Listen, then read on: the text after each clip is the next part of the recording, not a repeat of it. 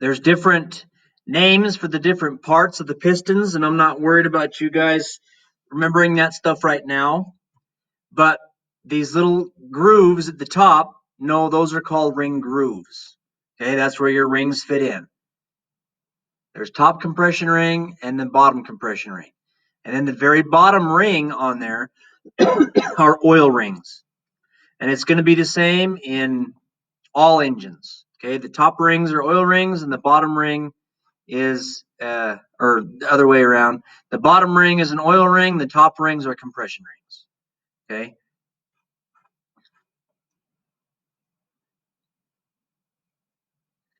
Now let's move on and look at some cylinder heads. The cylinder block is the largest part of the engine. Its upper section carries the cylinders and pistons. Probably can't hear that. Let's try it again. The cylinder block is the largest part of the engine. Its upper section carries the cylinders and pistons. Normally, the lower section forms the crankcase and supports the crankshaft. It can be cast in one piece from gray iron. Or it can be alloyed with other metals like nickel or chromium. The iron casting process begins by making up the shapes of what will become water jackets and cylinders as sand cores, which are fitted into molds. This stops these parts from becoming solid iron during casting. Molten iron is poured into the sand molds that are formed by patterns in the shape of the block. After casting, core sand is removed through holes in the sides and ends, leaving spaces for the cooling and lubricant passages. These holes are sealed with core or Welsh plugs, sometimes called freeze plugs. The casting is then machined. Cylinders are bored and finished, surfaces smoothed, holes drilled, and threads cut. All cylinder blocks are made with ribs, webs, and fillets to provide rigidity, but also keep weight to a minimum. I don't know about calling it a fillet. I think a fillet is more spelled the same, but they're not the same thing. Cylinder heads are designed to help improve the swirl or turbulence of the air-fuel mixture and prevent fuel droplets from settling on the surfaces of the combustion chamber or cylinder walls. When air-fuel mixture is compressed between the piston and the flat part of the cylinder head, it produces what's called squish. That means squeezing of the gases to increase their velocity and turbulence. In gasoline engines, the three most popular combustion chamber designs are called hemispherical or pent roof, bathtub, and wedge. A hemispherical or pent roof combustion chamber has the intake valve on one side of the chamber and the exhaust valve on the other. This provides cross-flow. Air-fuel mixture enters on one side and exhaust gases exit on the other. Positioning the valves in this way leaves room for relatively large valves and ports, and that helps the engine breathe. Breathing refers to the engine taking in the air or air-fuel mixture. Fuel starts to burn at the plug, then burning travels outward in all directions. This is called flame propagation. With the plug in the middle of the hemisphere, the flame front has less distance to travel than in some other designs, which gives rapid and effective combustion. This design is common in a lot of passenger vehicles. The bathtub combustion chamber is oval-shaped, like an inverted bathtub. Valves are mounted vertically and side by side, making them simple to operate. The plug is to one side, and that creates a short flame path. It all helps increase turbulence. The wedge-shaped combustion chamber tapers away from the plug, which is at the thick end of the wedge. The valves are inline and inclined from vertical. This design usually has a smaller surface area than the others, with less area where fuel droplets can condense. Less fuel is left unburned after combustion, which reduces hydrocarbon exhaust emissions. And since the flame is directed toward the small end of the wedge, damage caused by detonation is reduced.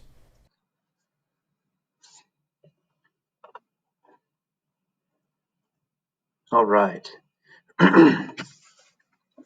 So that first one they talked about was the hemispherical. That's where the Dodge Hemi comes from, is that name right there. Hemispherical. Very popular design. Most of the top fuel dragsters and all those engines, they're based on the Chrysler Hemi engine. That's who came up with it. Okay, the cylinder head sits on top of the cylinder block, and it is sealed in place with a gasket, a head gasket.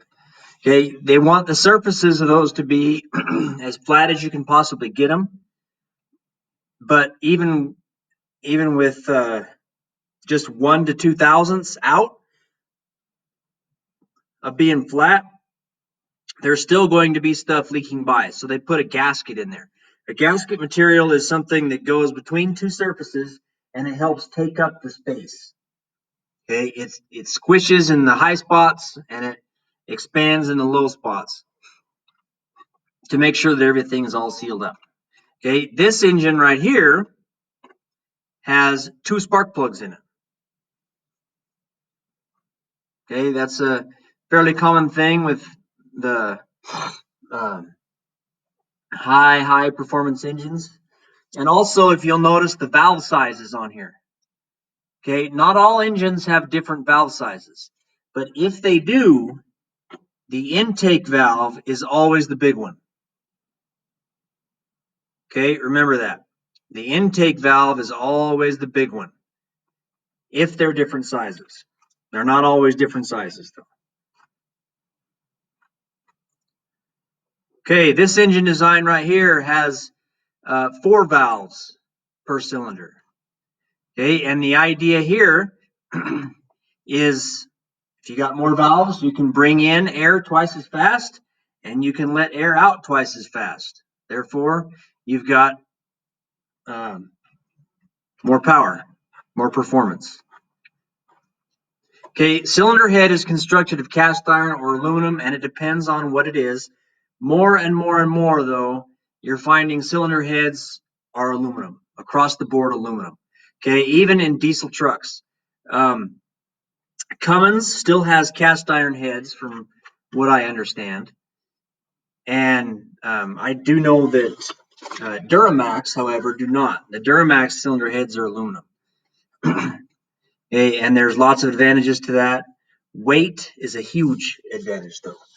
Okay, a cylinder aluminum head weighs a lot less than cast iron does.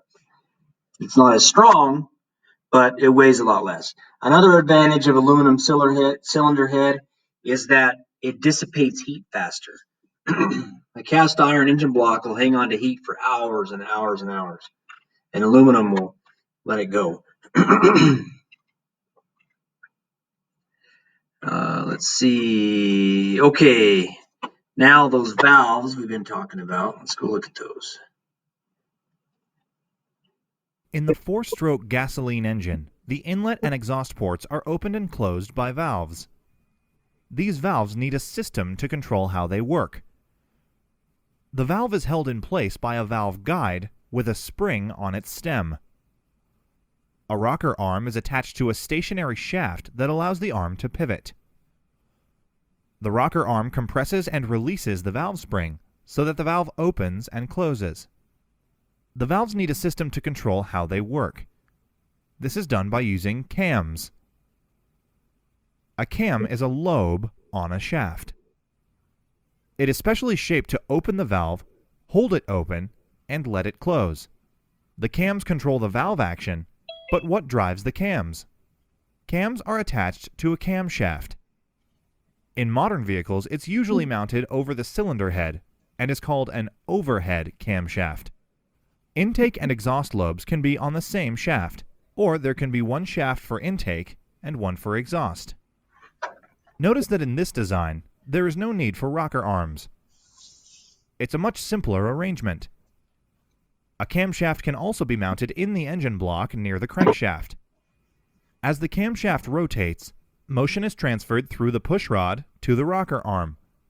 It pivots and opens the valve. Okay, so we saw some different areas for the camshafts to be located. And we saw some overhead cams and then some cam and block designs. Internal combustion engine uses so-called poppet valves. Okay, they're valves that open and close. They pop open and pop close. That's what they're for. Okay, they're kind of mushroom-shaped parts that slide up and down. These are the valves right here. Okay, there's the head of the valves. Remember which ones, in this instance right here, which ones are the big ones? Intake or exhaust? Anybody?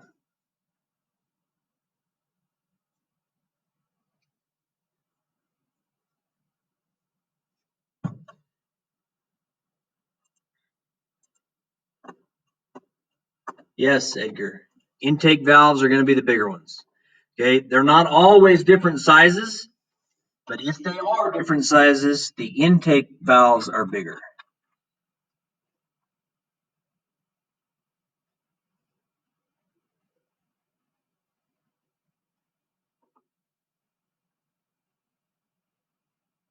Oh, come on.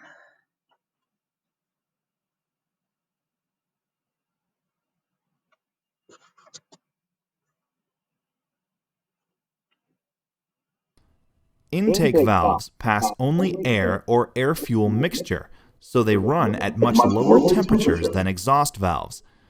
They are usually larger than exhaust valves because the pressure forcing the charge into the cylinder is much lower than the pressure forcing the exhaust gases out of the cylinder. Exhaust gases under pressure need much less space. Different engines use different valve combinations. Having more than one inlet valve provides better breathing. An additional inlet valve allows larger inlet passages and a freer flow into the cylinder, so the engine receives a better charge. Similarly, two exhaust valves means the cylinder can be designed with larger exhaust ports, which provides a freer flow of exhaust gases out of the cylinder.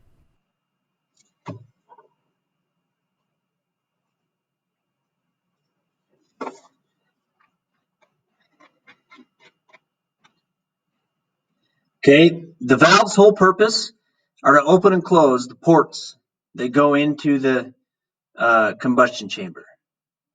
Okay, and really that's the purpose of the cylinder head, besides to seal it up, but it's to let air in and let air back out. And the better that you can do that, the better your engine's going to be. Okay, this is a typical valve right here, and all of the valves in the world are very, very similar to this. Okay, the differences you're going to have here might be the size, they'd be the face, it might be the valve margin like you see, and certainly the top up here. So some of the valves we're going to take a look at for the small gas engine, they look like this, but they're different. And the differences, besides sizes, is that way that the keepers work on a small gas engine.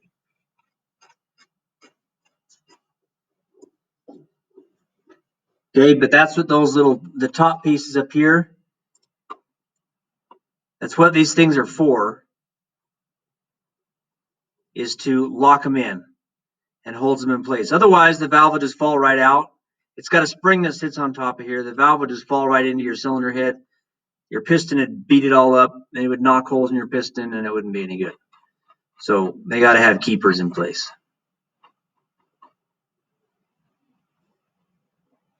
In the four-stroke gasoline engine, the inlet and exhaust ports are opened and closed by valves. These valves need a system to control how they work. The valve is held in place by a valve guide with a spring on its stem. A rocker arm is attached to a stationary shaft that allows the arm to pivot. The rocker arm compresses and releases the valve spring so that the valve opens and closes. The valves need a system to control how they work. This is done by using cams. A cam is a lobe on a shaft. It is specially shaped to open the valve, hold it open, and let it close. The cams control the valve action, but what drives the cams? Cams are attached to a camshaft. In modern vehicles, it's usually mounted over the cylinder head and is called an overhead camshaft. Intake and exhaust lobes can be on the same shaft, or there can be one shaft for intake and one for exhaust. Notice that in this design, there is no need for rocker arms. It's a much simpler arrangement. A camshaft can also be mounted in the engine block near the crankshaft. As the camshaft rotates, motion is transferred through the pushrod up into the engine. Seems like we just watched that one. The position of the camshaft depends on the design of the engine. It can be in the engine block close to the crankshaft. This is called a pushrod or overhead valve system. Or there can be one or two camshafts mounted in the cylinder head. But in both designs, it does mostly the same job, driving the valves and the distributor, and sometimes the fuel pump and the oil pump. The camshaft is made of hardenable iron alloy or steel, or it can be cast or machined. The cam lobes are ground to the proper shape and position in relation to one another. Accuracy is crucial. If the cam is not exactly the required shape, or if it becomes worn, there can be impacts, fast valve wear, or noisy operation. The bearing surfaces on the camshaft are ground smooth, and the distributor drive gear is machined into the shaft. The cam lobes are then flame or induction hardened. The camshaft has a cam for each valve. In some cases, there is an additional cam known as an eccentric to operate the fuel pump. A gear on the camshaft drives the ignition distributor and, often, an oil pump. Okay. So, stop this just for a second. Turn my camera back on.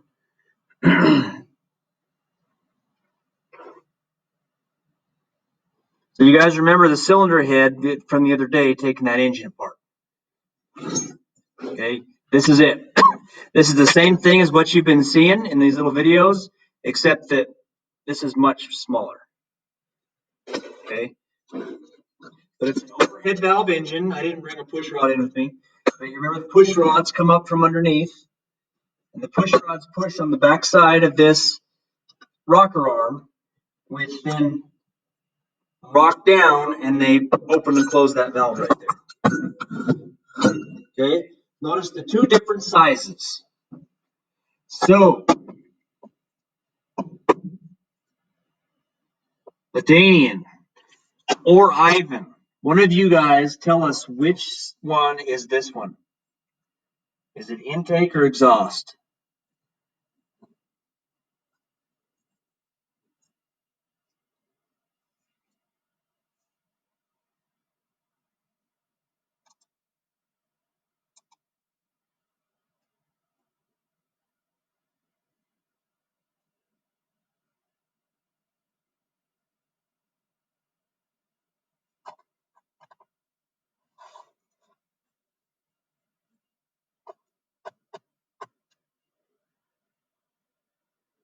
This is the bigger one, Ladanian.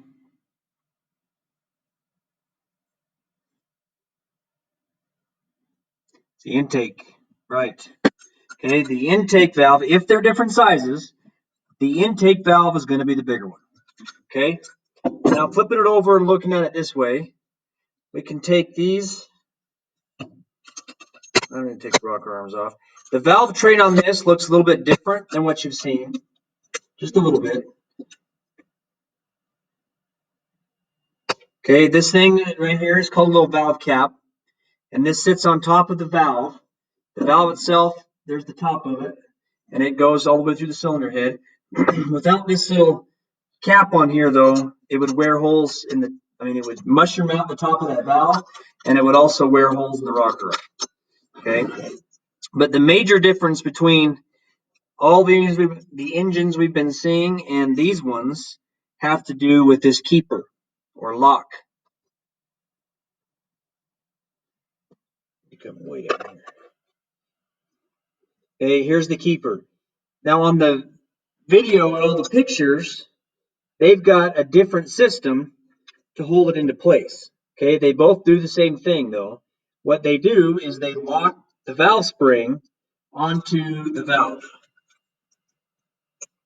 Okay, now this valve is much smaller than everything we've been looking at, but it looks the same as all the pictures on there. And they all do. They all look very, very similar.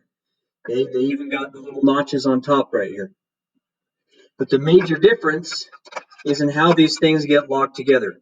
On the ones you've seen, they got a spring, then they've got a cap that goes on like this, then they got two little keepers that snap down inside of a tapered area on this, and it locks them into place.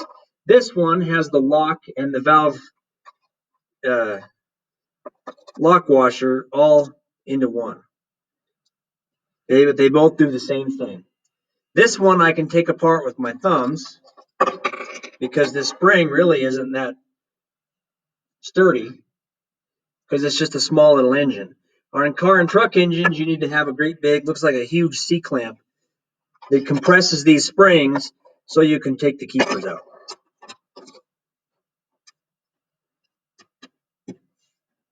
Okay, let's go back.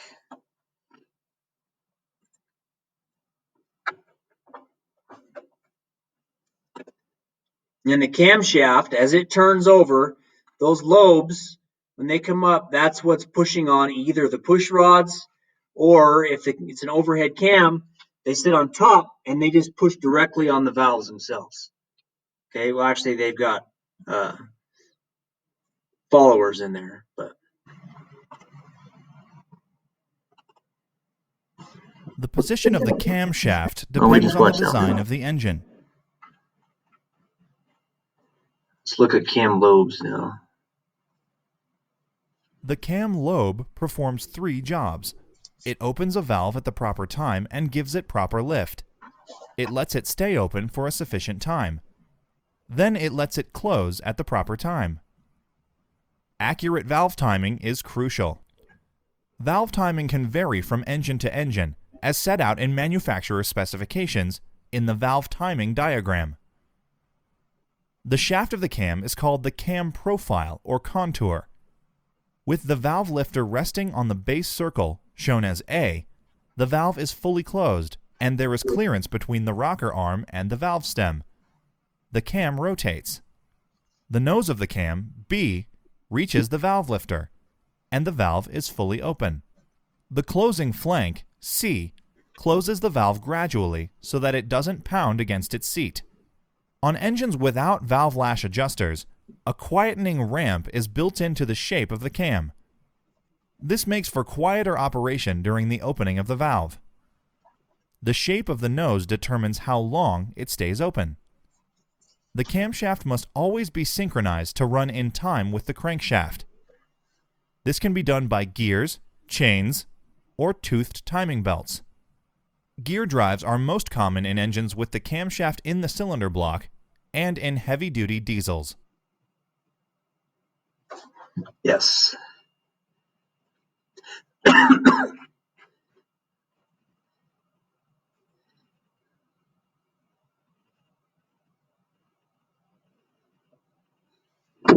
Okay.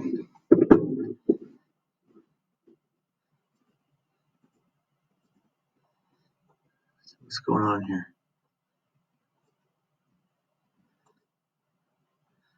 How do I hide this thing? Oh, there we go. Okay. So we're talking about timing with the camshaft right now. Okay. This one has an overhead cam engine. That means the cams sit over top the cylinder heads. Okay. And you see the big tooth belt. That's what is all timed down here at the crankshaft. As the gas is pushing the exhaust gas out, we're going to have intake right now, bringing in the cylinder. Intake valve closes, it's compressing, gets near top dead center, Boom, spark, power stroke. All that power is turning this crankshaft down here. The crankshaft is turning the belt, and the belts keep everything timed, and they provide power to turn the camshaft. Okay, and the camshaft, see the lobe on the top? The camshaft comes around. We're about to have an exhaust stroke here. There, it opens, and it's pushing it out. And then as the cam moves away, it allows this one to close while this one opens.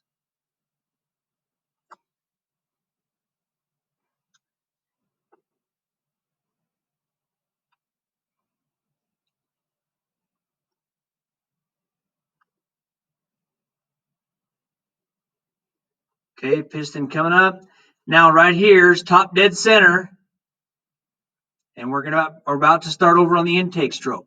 So you see the exhaust valve lobe has just moved away, and the intake valve lobe is just coming to it. So it opens it up. Air and fuel mixture coming inside the engine.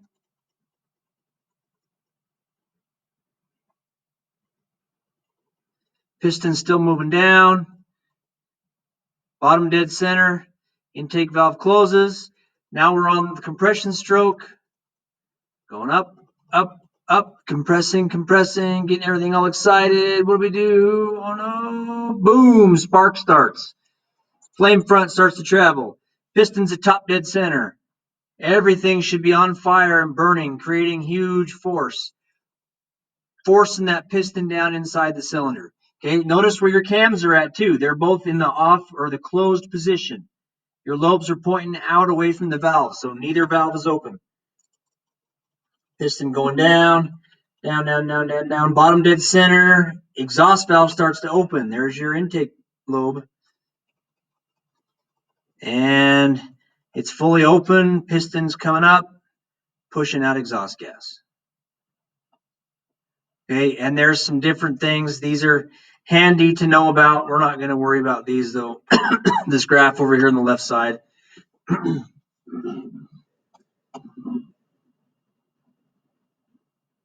But that's how they work in a nutshell.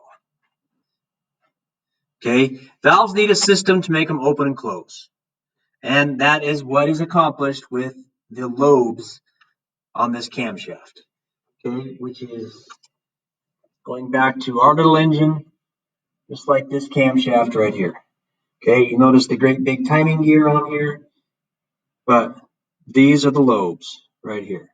Okay, this particular engine has a few other things on there that are unique to small gas engines or unique to pull start engines. Your cars aren't going to have this on there, your trucks, but they are going to have cam lobes and they're going to have a gear.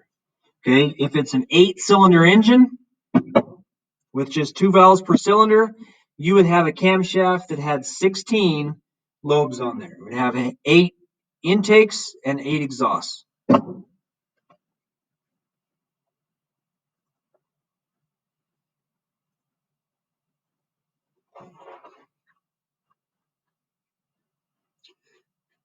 Okay, here's what a camshaft looks like if it's a cam in block. Like all the old car and truck engines, small blocks and big block Chevys, whatever they were, this is what they look like right here. They had the cam down inside. Okay, this motor's upside down, but the crankshaft would then go on top of this. Your pistons go inside the cylinders. Okay, but know that in most automotive engines today, the camshaft is mounted on top of the cylinder head. Okay? And they started doing this quite a long time ago with Japanese and the foreign imports, the smaller engines. They have overhead cam type arrangements. They work the same way. I mean, the camshafts do, but there's no push rods, and usually there's no rocker arms. This one has rockers, but anyway. Okay, well, we didn't get through this section today either. That's all right. We'll pick it up. Camshaft specifications.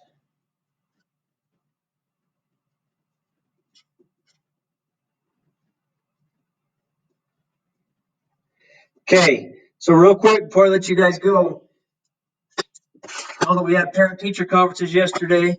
I didn't speak to any of your parents, but I do know that a couple of you guys um, are having trouble in all of your classes. You're failing everything. And I can tell you, if you're failing this class, it's because you're missing some of the assessments, guys. So you know who you are.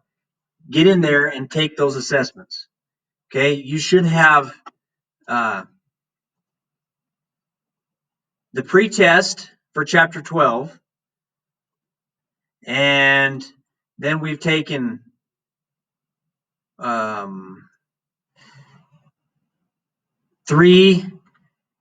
and 4 quizzes, sections 3 and section 4. We're going to have section 5 after we get done with this chapter on Monday. Okay, so you want to get your grades up? Get them up there. Okay, well, if that's the case, Marno, I'll be looking here again this afternoon, and I'll get it corrected. Okay, guys, have a good weekend. Be safe. Make smart decisions.